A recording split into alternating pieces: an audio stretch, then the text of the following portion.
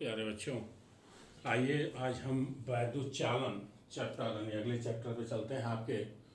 और इसमें जो पहली हेडिंग पढ़नी है आपको, यानी जो शुरुआत करनी है वो वैद्युत धारा से करनी है। इलेक्ट्रिक करंट, वैद्युत धारा, जो कि आप हाई स्कूल में भी इसको पढ़े होंगे। जैसे सीधे कह दिया जाता है कि आवेश प्रवाह की दर को वैद्युत धारा कहते हैं। यानी आवेश प्रवाह की दर आपकी वैद्युत धारा कहलाती है। यानी इसमें ऐसा नहीं है कि आप जो है कि जैसे मान लीजिए इसको प्लग में लगाएंगे तो करंट इधर से फ्लो करेगी, इधर से नहीं फ्लो करेगी, या यहाँ आप स्पर्श करेंगे तो झटका लगेगा और यहाँ स्पर्श करेंगे तो झटका नहीं लगेगा। ये तो इसके पूरे क्रॉस सेक्शनल एरिया पर आप कहीं भी अगर टच करते हैं तो आपको जो है कि उस करंट का एहसास होगा, यानी झटका लगेगा। तो कहा जा सकता है कि किसी चालक तार से उसके प्रति एकांक क्षेत्रफल से होकर के प्रति सेकंड जितनी भी धारा प्रवाहित होती है वह वैद्युत धारा कहलाती है। यानी उसके पूरे क्रॉस सेक्शनल एरिया से प्रति सेकंड प्रवाहित आवेश की मात्रा को ही हम वैद्युत धारा कहते हैं। यहाँ से देखा जाए तो जनरली इसका मात्रक जो है कि एम्पियर होता है। यहाँ से आप कूलम्ब प्रति सेकंड भी कर सकते हैं, यानी कूलम्ब प्रति सेकंड ही आपका एम्पियर है। यानी एक कूलम्ब प्रति सेकंड एक एम्पियर के बराबर होगा। यानी एक एम्पियर की धारा के प्रवाहित होने के लिए कितने नंबर ऑफ इलेक्ट्रॉन किसी चालक तार के एक सिरे से दूसरे सिरे में, यानी एक सिरे से प्रवेश करके और दूसरे सिरे से बाहर निकलने चाहिए, तो इसको भी हम जो है कि कैलकुलेट कर सकते हैं।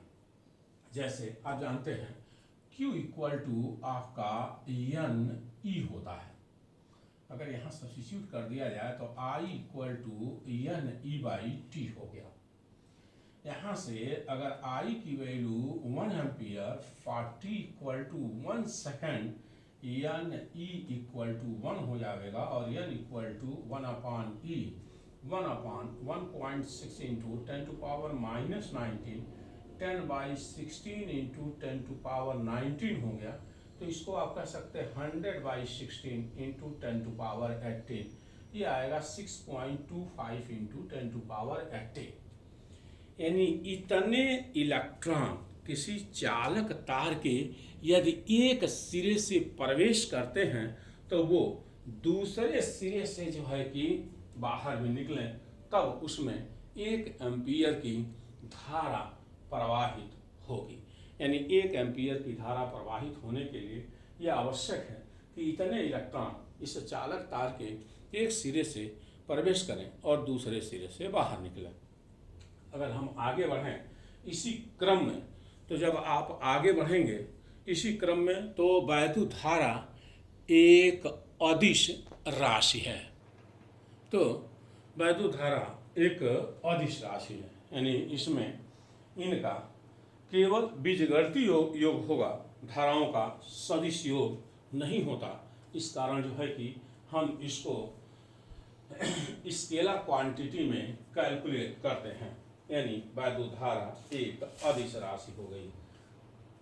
अब इसी क्रम को अगर आगे बढ़ाया जाए तो आगे आपको एक अगली हेडिंग मिलेगी, और वो है कि मुक्त इलेक्ट्रॉनों के अपवाह वेग तथा वैद्युत धारा में संबंध। उससे पहले हम आपको थोड़ा सा ड्रिफ्ट वेलोसिटी के बारे में बता दें, आगे आएगा भी अपवाह वेग, ड्रिफ्ट वेलोसिटी। जैसा इसको देखिए, जैसे मान लीजिए यह चालक तार है और इस चालक तार को जैसे यह लंबाई का है और इसको एक बैटरी से हम जोड़ दें, तो बैटरी से जोड़ देने पर जो इसके भीतर फ्री इलेक्ट्रॉन है उन फ्री इलेक्ट्रॉनों पर एक फोर्स लगेगा जो E और कैपिटल E के बराबर होगा। बैटरी के कारण इनके सिरों पर पोटेंशियल क्रिएट होगा और उस पोटेंशियल के कारण जो है कि चारों तरफ इलेक्ट्रिक फील्ड, उस इलेक्ट्रिक फील्ड में जो इलेक्ट्रॉन होगा उस इलेक्ट्रॉन पर इतना फोर्स लगेगा F equal to m into a, तो यह ई हो गया, a equal to small e by m हो गया, यह इतना।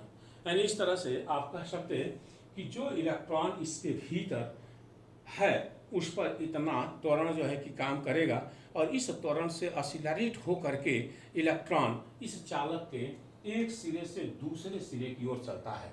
जब इलेक्ट्रॉन या फिर इलेक्ट्रॉन इसके एक सिरे से दूसरे सिरे की ओर चलता है तो इसमें उपस्थित धन आयनों से इसकी बार बार टक्कर होती है। धन आयनों से बार बार टक्कर होने के कारण ये अपने उस वेग से नहीं चल पाता, कभी वेलोसिटी घट जाती, कभी वेलोसिटी बढ़ जाती। तो इस तरह से कहा गया कि मुक्त इलेक्ट्रॉनों का वह औसत वेग, मुक्त इलेक्ट्रॉनों का वह औसत वेग जो चालक के किसी एक सिरे से दूसरे सिरे तक पहुंचकर चालन की क्रिया को संभव कराते हैं, मुक्त इलेक्ट्रॉनों का अनुगमन वेग या अपवाह वेग कहलाता है। तो ये कह रहा है हेडिंग कि मुक्त इलेक्ट्रॉनों के अपवाह वेग और वैद्युत धारा में क्या रिलेशन होगा। तो आइए हम इसको कैलकुलेट करते हैं कि इसकी वैल्यू जो है कि कितनी होगी। तो इसके लिए कोई चालक तार ले लिया जाए जिसकी लंबाई L है, और उसमें कह दिया जाए कि एकांक आयतन में मुक्त इलेक्ट्रॉनों की जो संख्या है वो स्मॉल n है। ठीक है, मुक्त इलेक्ट्रॉनों की जो संख्या है वह जो है कि स्मॉल n है। तो इस तरह से हम कह सकते हैं कि ये देखिए जरा सा,